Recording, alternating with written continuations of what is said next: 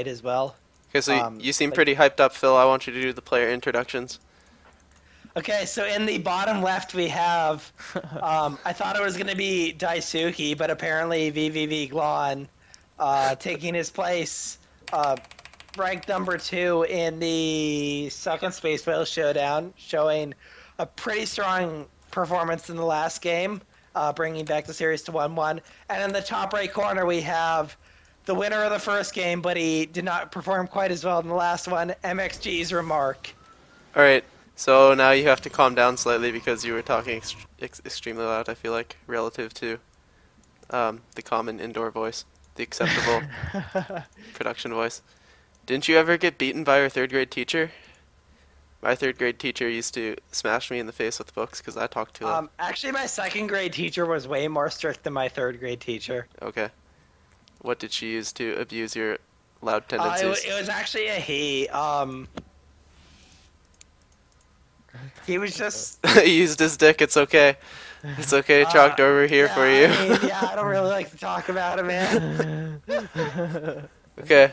No, but seriously, calm down like 10%, and it'll be smooth sailing from here. I can do that. That's sick, because now this is going to be an epic game between RemarK and Glon. A nice Forge Expand, looking like the that's all on the menu for RemarK in the PvZ matchup, but that is what the standard is of late, unless you've been watching 91 the GSL. Yeah. Did RemarK go? I only saw the last game, but did RemarK go for his standard fast third in game 1? No, he did 8 gate, I think, and just pretty much shit all over the Protoss third. Ran in there, blitzed him with Stalker Zealot. Zerg third. Or yeah, did I say Zerg third? I don't know. He said Protoss third. Okay, whatever. Yeah, he killed his own base. What am I talking about? Pulled an MMA. I mean, Space Whales hates both Protoss and Zerg, so it's understandable. Yeah, just that irritating race.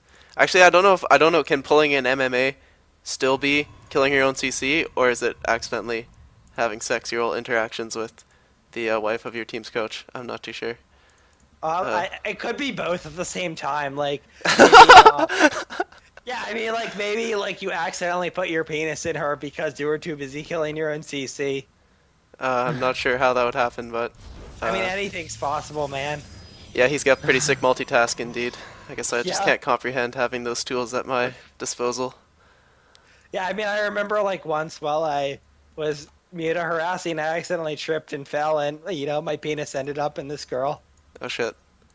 Did you still win the game? I mean, yeah, of course. I love mutas. Like, usually when I get them out, I win. Alright, so fast third from Glon.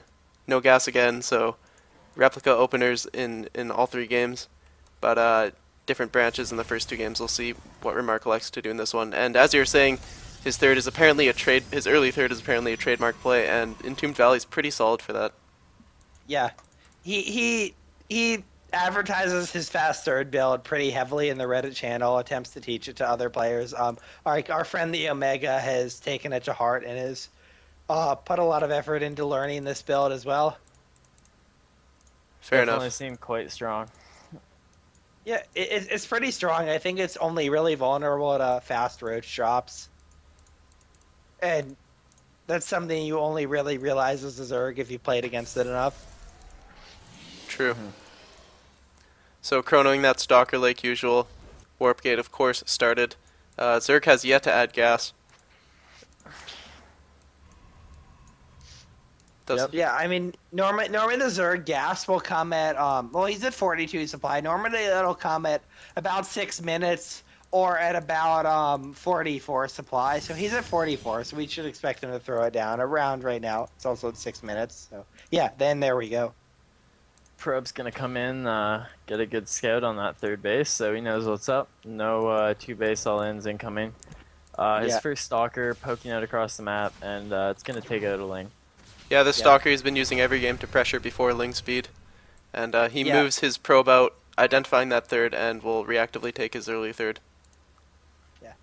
Yeah, the Stalker pressure is always a good thing to do, especially when you see the fast third from Zerg. You know they're not going to have Ling speed anytime soon, especially when you're trying to take your own third, because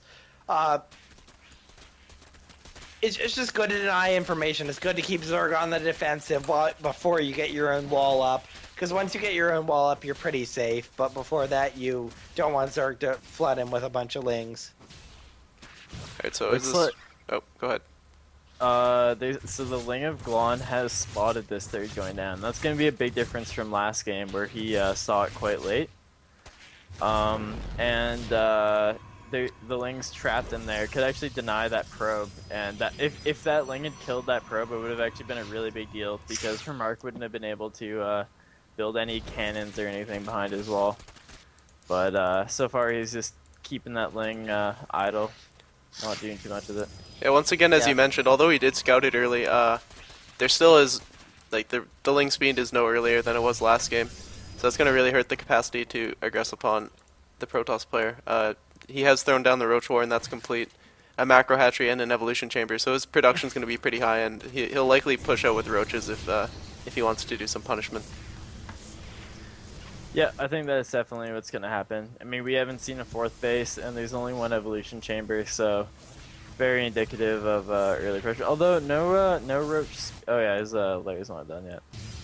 Yeah, RemarK wants. He's actually getting carapace first, as opposed to the ranged attack. I'm not sure what Glon normally prioritizes, but ranged attack is normally the first upgrade if you're going for the Roachling mid game. So maybe he's just gonna skip roaches entirely, go straight into Mutiling or Infesterling. So RemarK really wanted to get these rocks done, but he had 3 sentries idle beside them. And if you look at the saturation at his net, it's way oversaturated, and the third could definitely use some probe distribution. So a bit of a blunder there that's going to hurt his economy for around 30 seconds to a minute. Yeah. But the rocks are almost down, so he'll be able to transfer pretty soon. So once again, Glon has added a spire behind his 4th base. The observer of RemarK is going across the map again. Perhaps it will see it similar to last game just before it pops. Roach speed now going up for Glon, so it looks like he will be getting some roaches out. Although I mean he hasn't even started a single roach in the production tab. So and then he's got his spire and infestation pit all this game. Just getting up fast hive, maybe a few mutas, mostly infestors, and yeah, going from there with his fast upgrades. Great Lings peeking in here. Force fields lead to the death of 2 Lings, but that's pretty cost efficient for the Zerg player. Gases have popped at Glon's 4th base, saturated now. Is this going to be another Broodlord Infestor transition?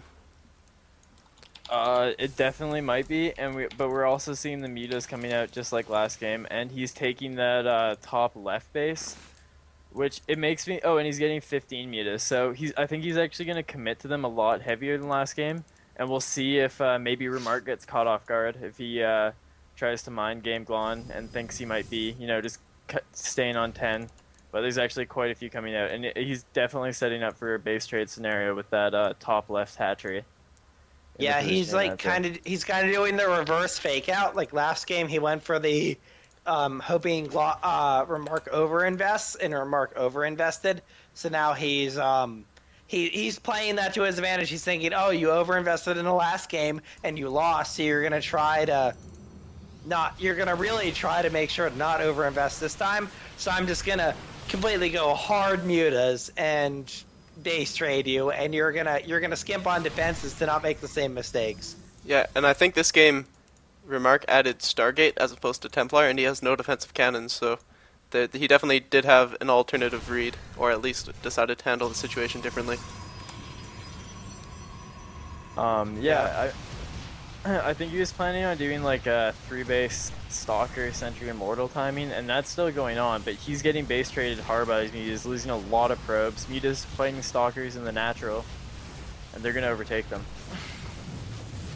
Yeah, what's the Stalker count like for RemarK now? He's got 20 Stalkers out on the map, and he's pushing into the Zerg base. Hammering away at spines.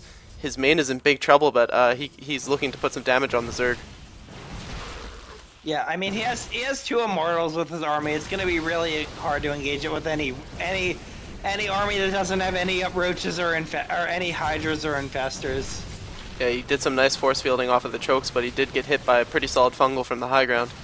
Glon waiting until these force fields run down, and he's pushing in through. Some stalkers getting caught in the low ground. That's gonna hurt. Is he gonna force field the ramp? He does, just in time. Blinks out of trouble. Muta's still raining terror in the main base of RemarK. I'll cut back to that as soon as action dies down over here. Infested Terrans getting thrown up. Drones in the battle. War Prism warping in. He's gonna come at that Zerg army from two sides here.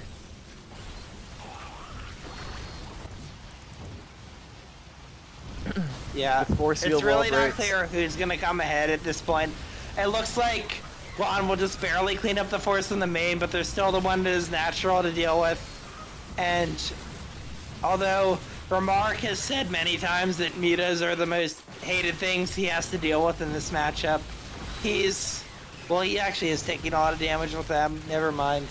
Yeah, the mutas are shutting down 2 of his mining bases. He's only got the 3rd working. And there are no cannons there. It's exposed if Glon wants to go take advantage of that. This is the deciding game in the best of 3, so crucial. Every move matters here as they approach the deciding engagements. And if they're running forwards, I don't know why it dies for no reason. The natural has gone down for Glon, so right now it's 4 base actually to the 1 mining base of RemarK. So if he can hold on here, he's definitely in a great position. Yeah, 46. He's even bringing the mutas home to help fight. He knows.